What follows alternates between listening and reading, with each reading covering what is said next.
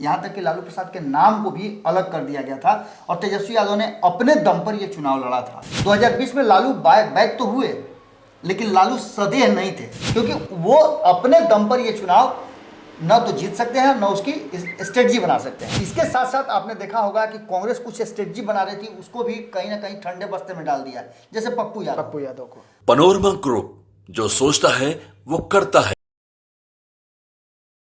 नमस्कार, मैं विकास सिंह और आप देख रहे हैं भीतर की बात। भीतर की बात में हम आपको खबर दिखाते हैं, वो खबर जो सबसे अंदर होती है उसको बाबा जो है वो ऊपर लाते हैं और आपको जानकारी देते हैं कि इस वक्त बिहार की राजनीति में क्या कुछ चल रहा है। और आज हम आपको बताने जा रहे हैं लालू प्रसाद यादव 2024 वाली नई जो उन्होंने अपनी छवि बनाई है, जो पुरानी फॉर्म में वापस आए हैं, लेकिन उसके पीछे 2025 में नीतीश कुमार को चित करने की किस तरीके से प्लानिंग चल रही है, हम उस पर बात करेंगे। और इस वक्त हमारे साथ बाबा भी जुड़े हुए हैं। बाबा जी, लालू प्रसाद यादव अपनी पुरानी जो उनकी जो चाल है उसमें नजर आ रहे हैं। 2025 में नीतीश कुमार को चित करने की प्लानिंग 2024 से। देखिए, ये तो सभी जानते हैं कि लालू प्रसाद का बहुत ज़्यादा लेना देना लोकसभा चुनाव से नहीं है जी। लोकसभा चुनाव में 2019 में आपने देखा होगा कि पूरी तरह से सुनामी आ गया था, एक भी सीट नहीं जीत पाए थे। लेकिन 2020 में प्रदर्शन उनका बेहतर हुआ था, लगभग वो सत्ता के करीब पहुंच गए थे, लेकिन कुछ कमियां रह गई। लालू प्रसाद ने उस स्ट्रेटजी को ध्यान में रखते हुए 2024 में ही 25 का पूरा प्लान बना लिया है और यही कारण है कि उन्होंने 26 सीटों पर चुनाव लड़ने का फैसला किया है। आप समझ सकते हैं कि 2020 में क्या हुआ था, ये पहले समझना जरूरी होगा, क्योंकि जब 2024 से पहले हम 25 की बात कर रहे हैं और लालू प्रसाद के स्ट्रेटजी की बात कर रहे हैं, तो ऐसी स्थिति में ये जानना जरूरी होगा 2020 और 19 में हुआ क्या था। 2019 में लालू प्रसाद फ्रेम में नहीं थे, यहाँ तक कि लालू प्रसाद के नाम को भी अलग कर दिया गया था और तेजस्वी यादव ने अपने दम पर यह चुनाव लड़ा था, पर परिणाम सबको पता है। 2020 में लालू बैक तो हुए, लेकिन लालू सदैह नहीं थे, उनके स्ट्रेटजी नहीं थी। उनका सिर्फ तस्वीर लगा करके तेजस्वी यादव ने कोशिश किया कि वो फतह कर ले किला, लेकिन ऐसा संभव नहीं हो पाया। तो आखिर हुआ क्या और इसके पीछे का कारण क्या रहा था? तो लालू प्रसाद की स्ट्रेटजी रही थी और दूसरा सबसे महत्वपूर्ण बात यह रहा था कि कोसी, सीमांचल और मिथिलांचल के क्षेत्र में राष्ट्रीय जनता दल बेहतर प्रदर्शन नहीं कर पाई थी। इनमें से अधिकांश सीटें जो है 2020 में आपको पता है कि कांग्रेस के खेमे में था, 70 सीटें कांग्रेस को दी गई थी। इन सारी बातों को लेकर के मंथन करने के बाद कुछ ऐसी सीटें थी जो कमजोर कड़ी थी, जिस पर यह समझ में आ रहा था कि लालू प्रसाद अगर होते तो उस पर कैसे लड़ते। उन सारी चीज़ों को, सारे समीकरण को बैठा करके कोसी, सीमांचल और पूर्वांचल की जो सीटें हैं उनमें से इस बार पूरी स्ट्रेटजी बदल दी गई है। ये कुल 11 लोकसभा की सीटें हैं, जिनमें से 7 सीटें जो हैं वो अपने पास रखे हुए हैं लालू प्रसाद जी। अब समझ ही सकते हैं कि इसके पीछे की रणनीति क्या होगी। 2020 में हुआ क्या था कि सीमांचल में आपने देखा होगा AIMIM, हालांकि बाद में वो सीटें उनको मिल गई थी। वो लोग आकर के AIMIM के 6 में से 5 में से 4 उनके साथ मिल गए थे, लेकिन उससे उनके सत्ता तक पहुंचने की बात सफल नहीं हो पाई थी जी। अभी भी वो सत्ता से दूर थे। तो ऐसी स्थिति में इस बार जो स्ट्रेटजी बनाई गई है वो 2025 में अगर चुनाव जीतना है, लालू प्रसाद को, नीतीश कुमार को आउट करके तेजस्वी यादव को गद्दी पर बैठाना है जी, सीधी लड़ाई भाजपा से लड़नी है, तो ऐसी स्थिति में नीतीश कुमार को मात देना पड़ेगा, नीतीश कुमार को डाउन करना पड़ेगा और इसकी पूरी की पूरी स्ट्रेटजी बना चुके हैं। लालू प्रसाद ये जानते हैं कि नीतीश कुमार कहाँ कहाँ कमजोर हैं और कहाँ कहाँ वो मजबूती के साथ उन पर दबाव बना सकते हैं जी। 16 सीटों की बात अगर करें तो आपको पता है कि 16 सीटों में से कई ऐसी सीटें हैं जहां नीतीश कुमार भाजपा, चिराग पासवान, जीतन राम मांझी और उपेंद्र कुशवाहा के भरोसे हैं जी, क्योंकि वो अपने दम पर ये चुनाव न तो जीत सकते हैं न उसकी स्ट्रेटजी बना सकते हैं। अब जो बदली हुई परिस्थिति है उसमें आपको बता दें कि 2019 में कांग्रेस ने जिन सीटों की बात हम कर रहे हैं उनमें से अधिकांश सीटें, जिसमें से 5 प्रत्याशी को अपने चुनाव मैदान में उतारा था। अब जो परिस्थिति बनी है उसमें कांग्रेस से 2 सीटें ले ली गई है जी। इसके साथ साथ आपने देखा होगा कि कांग्रेस कुछ स्ट्रेटजी बना रही थी, उसको भी कहीं ना कहीं ठंडे बस्ते में डाल दिया, जैसे पप्पू यादव को, कन्हैया कुमार, निखिल कुमार, मीरा कुमार, ये सारे लोग जो थे वो या तो तेजस्वी यादव को डैमेज कर रहे थे या फिर राष्ट्रीय जनता दल को डैमेज कर रहे थे।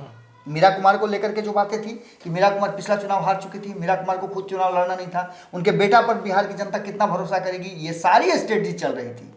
इसके अलावे निखिल कुमार एक लंबे समय से औरंगाबाद में, आपको पता है कल ही आप लोगों ने शायद खबर भी किया था कि औरंगाबाद में 2 ही परिवार का वर्चस्व रहा है, इस बार उसको बदलने की कोशिश की जा रही है।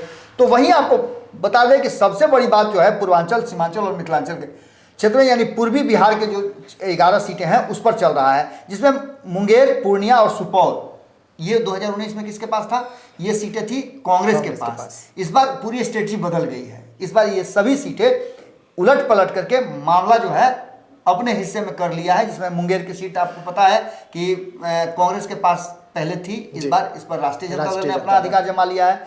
पूर्णिया की सीट जो कांग्रेस के पास थी उसे इस बार रख लिया है राष्ट्रीय जनता दल ने।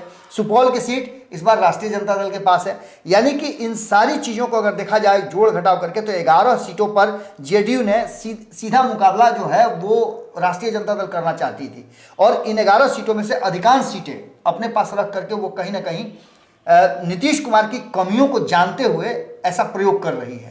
और यही कारण है कि लाख चाहने के बाद भी कांग्रेस को यहाँ मौका नहीं दिया जा रहा है। अब हम 2024 और 25 की चर्चा जो कर रहे हैं उसमें आप समझ सकते हैं इस बात को कि राष्ट्रीय जनता दल जमुई में चुनाव लड़ रही है जी। इसके बाद लोक जनशक्ति पार्टी के साथ यहाँ इसका सीधा मुकाबला है। कांग्रेस 3 सीटों पर चुनाव लड़ी, जिसमें जदयू से खगड़िया में, सीपीएम जो है वो खगड़िया में चुनाव लड़ी, तो एलजेपी से यहाँ सामना सामनी उसका होगा। तो वहीं लेफ्ट भी इन सीटों पे अपना दावेदारी प्रस्तुत कर रही है। 2019 की बात करें तो पूर्वी बिहार की सीटों में कांग्रेस 5, जेडीयू 4 और वीआईपी आरएलएसपी को 1-1 सीट मिला था, क्योंकि उस समय ये महागठबंधन के हिस्सा थे जी। इसमें आरजेडी के पास जमुई था, मुंगेर था, बांका था, अररिया था, मधेपुरा, सुपौल और पूर्णिया, जो अब 24 में अपने हिस्से में कर चुकी है। जो 19 में ये सीटें उसके पास सभी में नहीं थी, जैसे जमुई की सीट, मुंगेर की सीट, बांका की सीट, अररिया, मधेपुरा, सुपौल और पूर्णिया की सीटें, जो ये 7 सीटें हैं, ये अपने पाले में रख लिया है राष्ट्रीय जनता दल ने। तो वहीं भागलपुर, कटिहार और किशनगंज, जो कि किशनगंज में पहले से भी था, ये सीट जो है वो कांग्रेस के पास छोड़ा गया है। भागलपुर, कटिहार उनको स्पेशल मिला है, जिसमें भागलपुर इस बार स्पेशल मिला, कटिहार तो ऑलरेडी उनके पास था ही। बिल्कुल। मुंगेर की बात करें अगर 2019 की, तो कांग्रेस के पास मुंगेर, सुपौल, पूर्णिया, किशनगंज और कटिहार था, जबकि आरजेडी के पास भागलपुर था, बांका था, अररिया था और मधेपुरा था। वीआईपी के पास खगड़िया था और आरएलएसपी के पास जमुई था। इन्हीं सीटों को इधर से उधर किया गया है। अब जो बदली हुई परिस्थिति है, उस परिस्थिति में कहीं ना कहीं लालू प्रसाद ने एक पूरा स्ट्रेटजी चेंज किया है। आप देख रहे हो कि इस बार आपको तेजस्वी यादव न बोलते हुए नजर आ रहे हैं, न स्ट्रेटजी का हिस्सा नजर आ रहे हैं। आप देख लीजिए कि लालू प्रसाद के ही माध्यम से सारा खेल किया जा रहा है। तो ऐसी स्थिति में एक बात तो आप मान के चलिएगा कि कहीं ना कहीं जिस तरह से लालू प्रसाद ने ये सारा स्ट्रेटजी बनाया और सारी जो चीज़ें बदली गई हैं, उनमें से लौकुश समीकरण का भी एक फैक्टर लागू किया गया है। एमओआई के बाद लौकुश समीकरण को हमने आपको लगातार बताया है कि 1 आधा दर्जन से अधिक जो है कुशवाहा समाज के नेताओं को उतारना, उसके बाद धानुक समाज के लोगों को मौका देना, इस बात की तरफ इशारा करता है कि लालू प्रसाद ने पूरा का पूरा वो प्लान जो है फ्लो चार्ट बना लिया है और उसके आधार पर 2024 का चुनाव वो लड़ना चाहते हैं, जिसमें 2024 में जितनी सीटों पे उनको जीत मिलेगी या उनका प्रदर्शन बेहतर होगा, उसका लाभ उनको 2025 में मिल सकता है। और लालू प्रसाद 2024 के लिए लड़ाई नहीं लड़ रहे हैं। उन्हें राहुल गांधी को प्रधानमंत्री बनाना उतना महत्वपूर्ण नहीं है जितना महत्वपूर्ण है 2025 में तेजस्वी यादव को मुख्यमंत्री की कुर्सी पर पहुंचाना। और इसके लिए वो पूरी की पूरी कहानी और स्ट्रेटजी रच रहे हैं, जिससे कि अगर वो सांसद जीत करके आ जाते हैं तो वो उनके लिए फायदे का सौदा होगा। और निश्चित रूप से आने वाले 2024 में जो रिजल्ट होगा उसके आधार पर 2025 में इन्फ्लुएंस कर सकते हैं। बिल्कुल। तो क्या इससे जो नीतीश कुमार हमेशा कुशवाहा समाज हो या जो उनके वोटर हैं उस पर भरोसा करते हैं, तो क्या लालू यादव का ये जो चक्रव्यूह रचा गया है उसमें जो नीतीश कुमार के वोटर हैं वो लालू प्रसाद यादव की ओर जा सकते हैं? देखिए, नीतीश कुमार के वोटर की बात करें तो नीतीश कुमार का वोटर इस बार बटा है जी।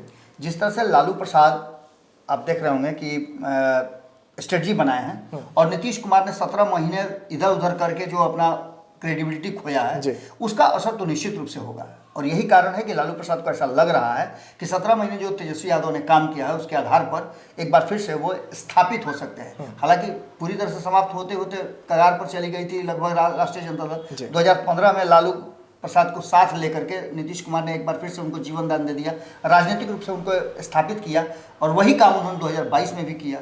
और इसका फायदा भले ही नीतीश कुमार को नहीं मिला हो, नीतीश कुमार सिर्फ मुख्यमंत्री की कुर्सी पर तो दोनों में से किसी खेमे पर बने रहे, लेकिन एक बार फिर से जैसे 2015 में उन्होंने जीवन दान दिया था, या फिर एक कहा जाए तो एक दवाई दे दी थी, एक जड़ी बूटी दे दी थी, एक ड्रॉप दे दिया था, जिस ड्रॉप से फिर से जीवित हो गई राष्ट्रीय जनता दल, और वही काम उन्होंने 2022 में भी किया।